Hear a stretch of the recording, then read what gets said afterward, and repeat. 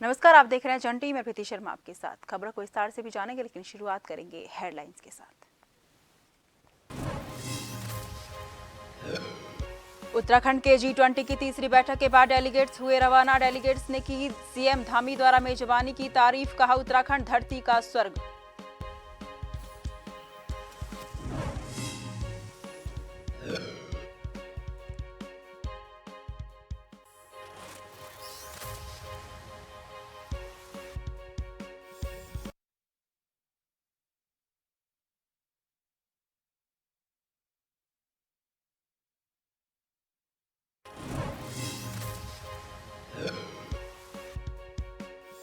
के G20 की तीसरी बैठक के बाद डेलीगेट्स हुए रवाना। डेलीगेट्स ने की सीएम धामी द्वारा मेजबानी की तारीफ। कहा, उत्तराखंड धरती का स्वर्ग।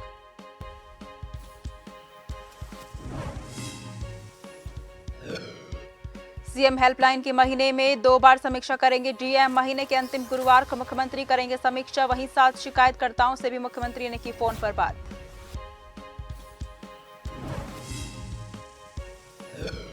बड़े पैमाने पर बीजेपी का महाजनसंपर्क अभियान जारी। लालकुआ में महिला मोर्चा ने किया कार्यक्रम। जनता के सामने रखी मोदी सरकार की उपलब्धियां।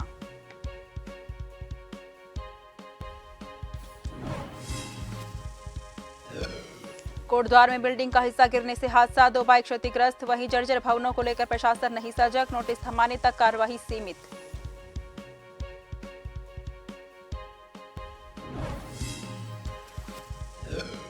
उत्तराखंड में बिगड़ा मौसम का मिजाज। मानसून के दस्तक के साथ ही लगातार बारिश। 3 दिनों तक भारी बारिश का येलो अलर्ट। 7 जिलों में भारी से भारी बारिश।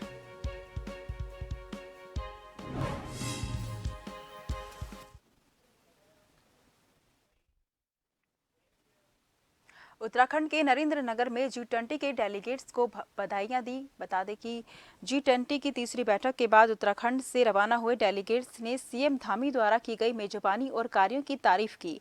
उन्होंने कहा कि उत्तराखंड धरती का स्वर्ग है। बता दें कि G20 की बैठक नरेंद्रनगर में आयोजित की गई, जिसे लेकर धामी सरकार द्वारा भव्य तैयारियों का आयोजन किया गया था और आज समापन के बाद डेलीगेट्स रवाना होते समय धामी की तारीफ करते दिखे।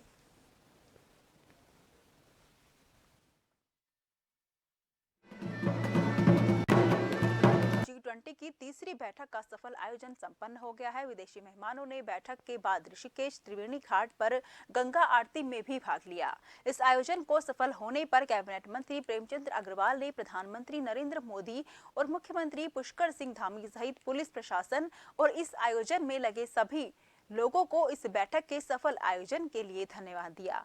साथ ही कहा कि इस तरह के सफल आयोजन से जो भी विदेशी मेहमान यहां आए थे, उससे यहां की संस्कृति और खान-पान का प्रचार प्रसार पूरे विश्व में होगा। उन्होंने कहा कि जो विदेशी मेहमान यहां आए थे, वे उत्तराखंड के मेहमानबाजी से काफी गदगद नजर आए।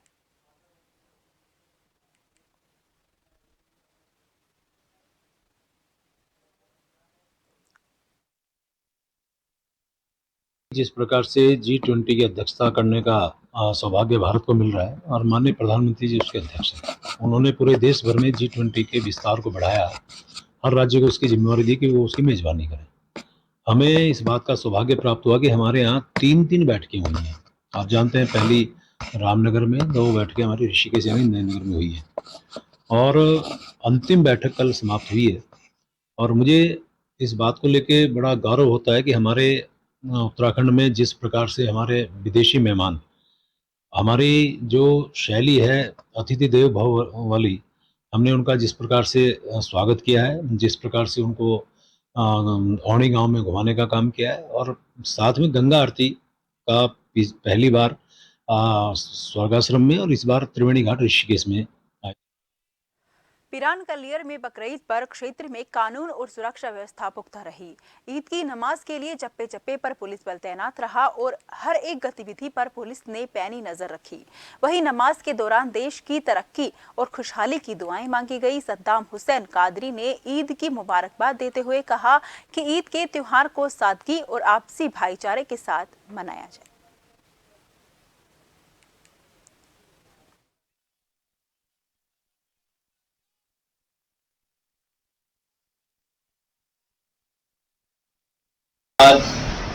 ईद उल अज़हा का त्यौहार बड़े हर्ष उल्लास के साथ मनाया गया और अल्हम्दुलिल्लाह आज सुकून और इत्मीनान के साथ शांतिपूर्वक तरीके से नमाज ईद उल अज़हा अदा की गई और प्रशासन मुस्तैद रहा। प्रशासन ने अपनी जिम्मेदारियां बखूबी निभाई, इनका हम बेहद शुक्रगुजार हैं और आशा करते हैं कि इसी तरीके से प्रशासन अपनी अच्छी और साफ़ सुथरी जो हमें मुहैया करा रहा है, हमारी सेफ्टी आशा करते हैं और हम सब शुक्रगुजार हैं कि बहुत अच्छी तरीके से प्रशासन ने यहाँ पर काम किया। नैनीताल में मुसलमान समुदाय के लोगों ने बकरीद के मौके पर जामा मस्जिद में ईद की नमाज अदा की और शहर के साथ देश की खुशहाली की कामना की। इस दौरान मुफ्ती ने सभी लोगों को संदेश दिया कि वो ऐसा काम करें कि दूसरों को दिक्कत न आए। मस्जिद से कहा गया कि जो कुर्बानी वो करे उससे किसी को भी कोई परेशानी ना हो, इसका ध्यान रखें। नमाज के बाद सभी लोगों ने एक दूसरे को ईद की बधाई दी।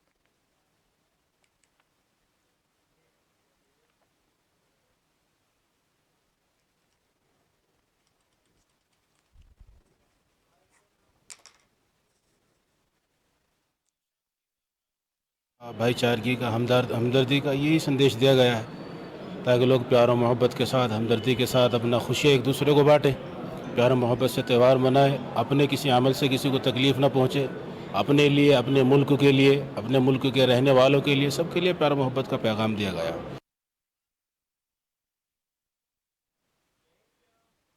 उत्तराखंड के शिक्षा मंत्री डॉक्टर धन सिंह रावत ने मीडिया से बातचीत में जानकारी देते हुए बताया कि प्रदेश में जितने भी स्कूल जीर्णशील अवस्था में हैं और जिन स्कूलों की हालत बहुत ज्यादा खराब है, उन तमाम स्कूलों के लिए बजट की व्यवस्था के निर्देश पहले ही किए जा चुके हैं। इसके साथ ही सभी जिलाधिकारियों और सीईओ को इन स्कूलों की मरम्मत के आदेश भी दिए गए हैं। उन्होंने आगे बताया कि विभाग में बजट की कोई भी कमी नहीं है और अगर ऐसा कोई भी स्कूल का संज्ञान सामने आता है तो उसको जल्द ही जीर्णोद्धार करवाया जाएगा।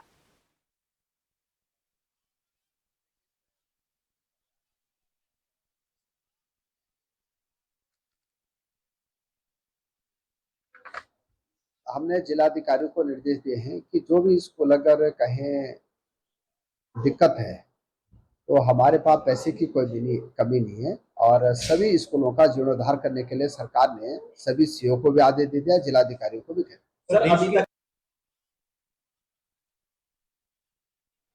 उत्तराखंड में लोकायुक्त के गठन को लेकर नैनीताल हाईकोर्ट ने 8 सप्ताह में लोकायुक्त की नियुक्ति करने का सरकार को आदेश दिया है, जिसके बाद विपक्ष भी लोकायुक्त को लेकर सरकार की घेराबंदी कर रहा है, जिस पर मुख्यमंत्री पुष्कर सिंह धामी का कहना है कि हाईकोर्ट के फैसले का स्वागत करते हैं, लेकिन लोकायुक्त विधानसभा की प्रॉपर्टी है, इसमें विधानसभा जो भी निर्णय लेगी हम उसका पालन करेंगे। वहीं इस फैसले पर बीजेपी प्रदेश प्रवक्ता वीरेंद्र सिंह बिष्ट ने विपक्ष पर हमला बोलते हुए कहा कि अगर विपक्ष लोकायुक्त को लेकर इतना ही गंभीर होता तो तत्कालीन मुख्यमंत्री जनरल खंडूरी के द्वारा लाए गए लोकायुक्त को कांग्रेस को लागू करना चाहिए था, जबकि उनकी सरकार आते ही उसे निरस्त कर दिया गया और हमने जो वायदा किया था उसके मुताबिक हमारी सरकार बनते ही फिर से हम लोकायुक्त लाए, जो अभी विधानसभा की प्रवर समिति के पास है।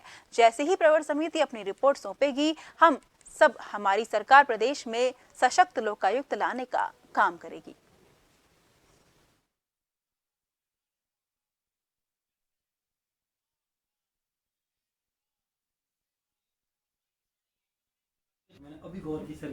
जो देश के राष्ट्रपति जी के द्वारा अनुमोदित किया गया लोकायुक्त बिल था, उस बिल को रिजेक्ट कर दिया, समाप्त कर दिया और कहा कि हम नए सिरे से लोकायुक्त लेकर आएंगे, लोकायुक्त का बिल लेकर आएंगे। उन्होंने उस पर संशोधन किए, उसके बाद उन्होंने राज्यपाल को भेजा और राज्यपाल जी ने उस पर कोई आपत्तियां जताई और उसके बाद कांग्रेस की सरकार को वापस भेजा।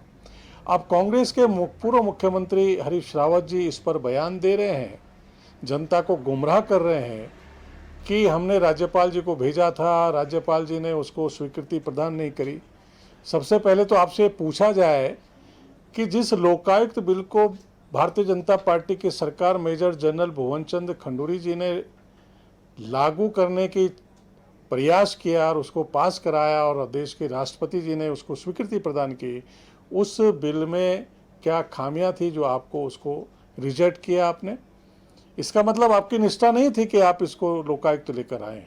हाई कोर्ट ने उत्तराखंड सरकार को निर्देश दिया है कि 8 सप्ताह के अंदर लोकायुक्त की नियुक्ति करे। कांग्रेस पार्टी हाई कोर्ट का धन्यवाद व्यक्त करना चाहती है कि हाई कोर्ट के आदेश के बाद जो हरीश रावत जी का सपना था 2016 में जो लोकायुक्त की नियुक्ति के लिए प्रस्ताव बना करके पैनल बना करके राज्यपाल को मंजूरी के लिए भेजा था, तब के राज्यपाल ने 2 बार फाइल भेजने के बाद भी उसको मंजूरी नहीं दी। किस लिए मंजूरी नहीं दी, किस दबाव में मंजूरी नहीं दी, ये भी जांच का विषय है। और भारतीय जनता पार्टी की सरकार इस राज्य में 6 साल से प्रचंड बहुमत के साथ है। 6 साल से सरकार कह रही है कि लोकायुक्त का प्रस्ताव विधानसभा में लटका पड़ा है, परवर समिति में है। परवर समिति में है कि नहीं ये अलग बात है, लेकिन आपने परवर समिति में लटका क्यों रखा है? उत्तराखंड के बद्रीनाथ धाम में लैंडस्लाइड के चलते राष्ट्रीय राजमार्ग 7 ब्लॉक हो गया है। इसके कारण बद्रीनाथ और हेमकुंड जाने वाले तमाम यात्री फंस गए हैं। बता दें कि बद्रीनाथ धाम 4 प्रमुख धामों में से एक है। हर साल यहां भगवान बद्री विशाल के दर्शन के लिए देश के तमाम हिस्सों से श्रद्धालु आते हैं। माना जाता है कि बाबा बद्री विशाल के दर्शन करने से जन्म मरण के बंधन से मुक्ति मिल जाती है।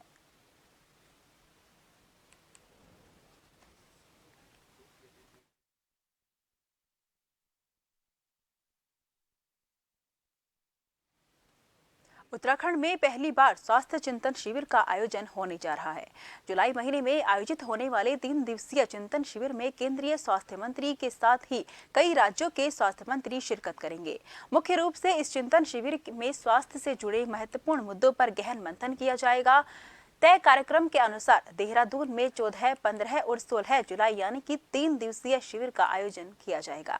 चिंतन शिविर के एजेंडे को लेकर राज्य सरकार भारत सरकार से बातचीत कर एजेंडे को तय कर रही है।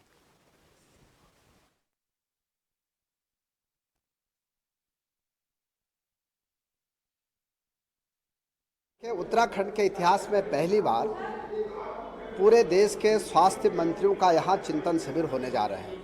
13 तारीख को, 14 तारीख को और 15 तारीख को और 16 तारीख को पूरे देश के स्वास्थ्य मंत्री यहाँ आएंगे।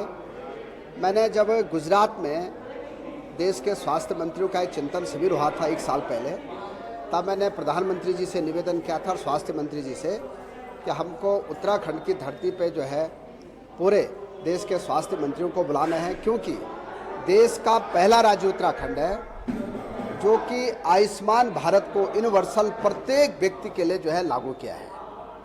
और आज मुझे बड़ी खुशी है कि हमारे राज्य में लगभग 7.5 लाख लोगों का आयुष्मान भारत में निःशुल्क इलाज हो गया है। जो 270 जांचें हम लोगों की करा रहे हैं, अभी तक 11 लाख लोगों की जांचें फ्री हो गई है। देखिए, स्वास्थ्य चिंतन शिविर 14, 15 और 16 जुलाई को आयोजित होगा उत्तराखंड देहरादून में, और इसमें समस्त स्टेट्स के जो माननीय स्वास्थ्य मंत्रीगण हैं वो इसमें प्रतिभाग करेंगे। और जो secretaries, principal secretaries, additional chief secretaries जो स्वास्थ्य विभाग की जिम्मेदारी कमान संभाल रहे हैं, वो लोग भी इसमें प्रतिभाग करेंगे। और mission directors of national health mission ये लोग भी रहेंगे। 2 दिन का प्रोग्राम रहेगा और तीसरा दिन फील्ड विजिट होगा। तो जो एजेंडा है, मुद्दा है, वो भारत सरकार के साथ हम बैठ के उसको तैयार कर रहे हैं, और जैसे वो फाइनलाइज हो जाएगा मीडिया के साथ हम शेयर करेंगे। लक्सर के शेखपुरी गांव निवासी एक निजी चिकित्सक त्रिलोक सिंह ने international most wanted Goldy Brar के नाम पर 20 लाख रुपए की रंगदारी मांगने का मामला सामने आया है। खानपुर थाना पुलिस ने गोल्डी बरार के ऊपर रंगदारी मांगने की धारा में मुकदमा दर्ज कर जांच शुरू कर दी है। 27 जून को उसके पास एक फोन कॉल आया। फोन करने वाले ने उसे अपना नाम गोल्डी बरार बताया और उससे 20 लाख रुपए देने की मांग की। 20 लाख रुपए ना देने पर उसे और उसके परिवार को सिद्धू मूसेवाला की तरह जान से मारने की धमकी दी। मामले की जांच लगातार की जा रही है।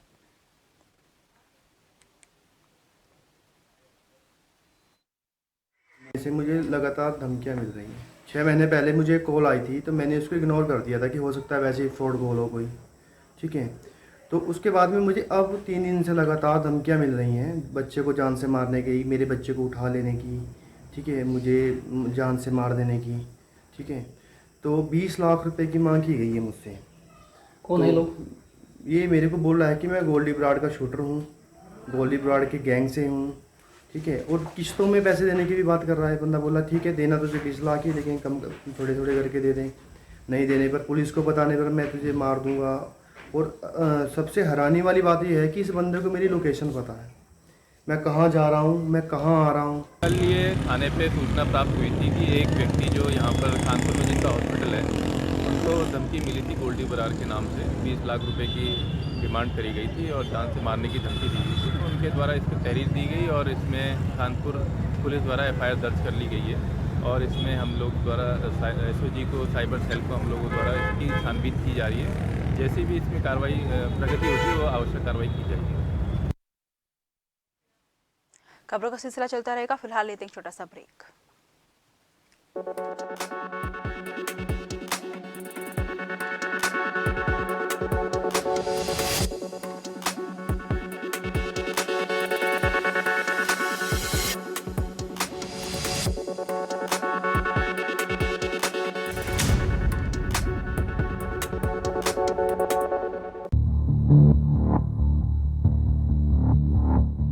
खबर जो कभी बताती है सच तो कभी कराती है एहसास।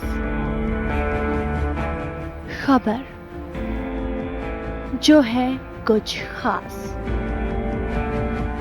खबर ही तो है जो कभी बनती है राजनीति से तो कभी व्यापार से, कभी आती है खेल से तो कभी मनोरंजन से, कभी खुशी से तो कभी गम से। हाँ, खबर ही तो है। खबर थमती नहीं और ना ही थमेंगे हम, क्योंकि हम हैं जन टीवी, जन जन की आवाज।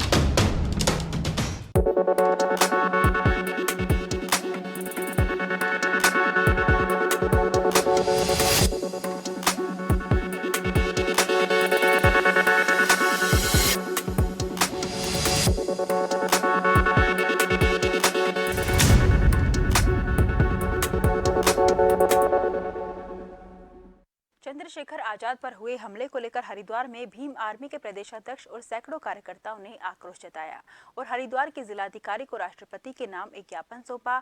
आरोपी को जल्द से जल्द गिरफ्तार करने की मांग की गई। जिंदाबाद जिंदाबाद जिंदाबाद, भीम आर्मी जिंदाबाद जिंदाबाद जिंदाबाद जिंदाबाद।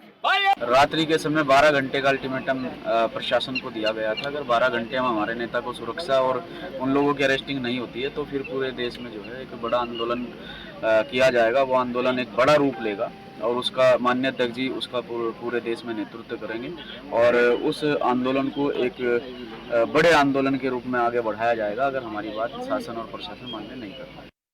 उत्तरकाशी जनपद मुख्यालय के जोशीआड़ा NIM बैंड के पास लोक निर्माण विभाग के प्रांतीय खंड द्वारा सड़क पर गड्ढों को भरने के लिए मिट्टी का उपयोग किया जा रहा है। सड़क के किनारे बनी नालियां कई सालों से बंद पड़ी हैं, जिसके कारण से सीधा पानी सड़क पर नाले के रूप में बहता है और गड्ढे न दिखने के कारण यहां पर कई बार दुर्घटना भी घट चुकी है। पर विभाग यहां पर मिट्टी भरकर केवल खाना पूर्ति कर रहा है, जिसके कारण स्थानीय लोगों में नाराजगी देखने को मिल रही है। लोगों का कहना है कि बजट को ठिकाने लगाने के नाम पर यहां मिट्टी भरी जा रही है और जैसे ही बरसात होती है सड़क गड्ढों में तब्दील हो जाती है।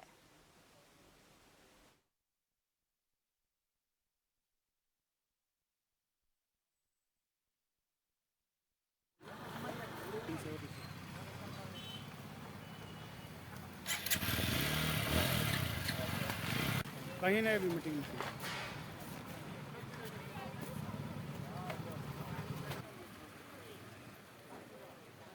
उत्तरकाशी प्रशासनिक व्यवस्था इतनी लचर है कि आप जो मिट्टी जो यहाँ पर गड्ढों को भरने के लिए डाली जा रही है, इसमें कोई भी कंक्रीट नहीं है। डायरेक्ट जो ये दोमट मिट्टी है ये लाके डाल दी गई है। ऐसी मिट्टी है जिस पर बाइक स्कूटी वाले जब चलते हैं तो स्लिप होकर गिरते हैं। इससे पहले भी यहाँ पे कई लोगों का एक्सीडेंट हो चुका है और ये निरंतर ये स्थिति यहाँ का जिला प्रशासन इस तरीके की स्थिति को बना रहा है, जबकि यह रोड इतनी महत्वपूर्ण रोड है। यह लमगांव से श्रीनगर जाने वाला मुख्य मार्ग भी है। साथ ही साथ ये विकास भवन, इस जिले के मुख्य विकास भवन को जाने वाला भी यह मोटर मार्ग है। पर यहाँ की स्थिति ये है।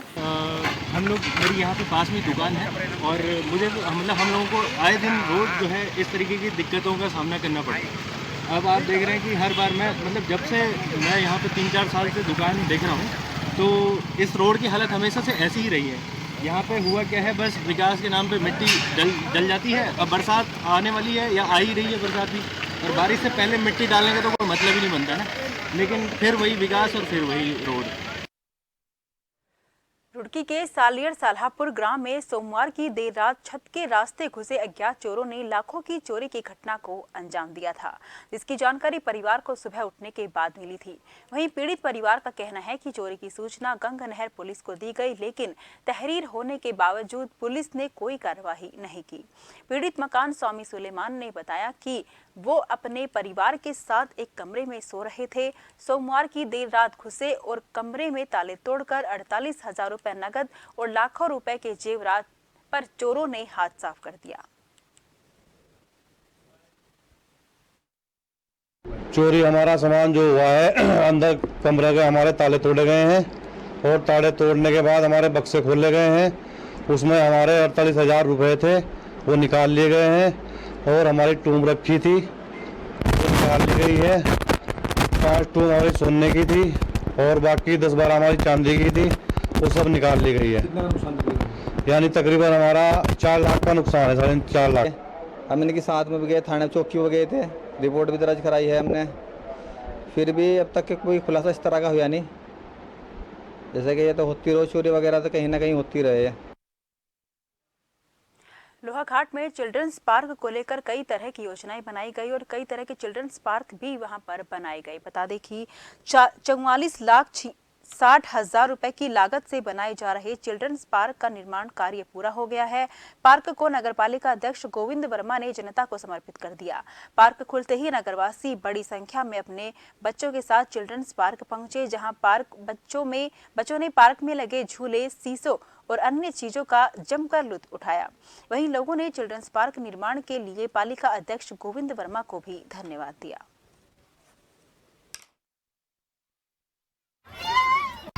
सबसे पहले तो हमारे अध्यक्ष महोदय को धन्यवाद देना चाहूँगी कि उन्होंने बच्चों के लिए सुविधा उपलब्ध कराई। आज तक बच्चे इस पार्क के लिए बहुत तरसते थे क्योंकि ऐसा कोई मनोरंजन का साधन नहीं था, लेकिन आज आप देख ही रहे हैं इतने सारे बच्चों का मनोरंजन हो रहा है। सब लोग अपने बच्चों को लेकर आ रहे हैं, तो उनके पहले ऐसी कोई व्यवस्था नहीं थी, तो उनको बहुत बहुत धन्यवाद, बहुत बहुत दिल से धन्यवाद कहना चाहूँगी मैं कि उन्होंने ये सुविधा हमारे बच्चों के लिए उपलब्ध करवाई है। विगत कई वर्षों से हम सोचते थे कि एक बच्चों के खेलने के लिए अच्छा चिल्ड्रन पार्क हो जिसमें बच्चों की भी काफ़ी मांग रहती थी। कभी भी किसी स्कूल में प्रोग्राम में चले जाओ या कभी किसी मोहल्ले में चले जाओ तो अधिकतर बच्चे कहते थे अंकल जी पार्क बना, हमारे खेलने के लिए पार्क नहीं है। इसी को देखते हुए एक चिल्ड्रन पार्क में जो पहले पार्क बनाया गया था, कुछ झूले लगे थे, उन्हीं को सुधार करके और बहुत सारी कीचड़ भी हो जा रही थी। इसको देखते हुए अभी 13 लाख की टाइल का निर्माण और कुछ झूले लाए गए, और जिससे कि काफ़ी बच्चों को अभी छुट्टी का समय भी है तो संडे से ओपन खोल दिया गया है। और आप देख ही रहे होंगे जिसमें काफ़ी बच्चे खुश हैं, और हमारी मातृशक्ति और युवा शक्ति भी, हमारे बुजुर्ग भी काफ़ी टहलने के लिए भी एक अच्छा पार्क बना दिया है। फिलहाल के लिए मुझे दीजिए इजाजत। देश भर की तमाम खबरों के लिए लगातार देखते रहिए जन टीवी, क्योंकि हम हैं जन जन की आवाज़।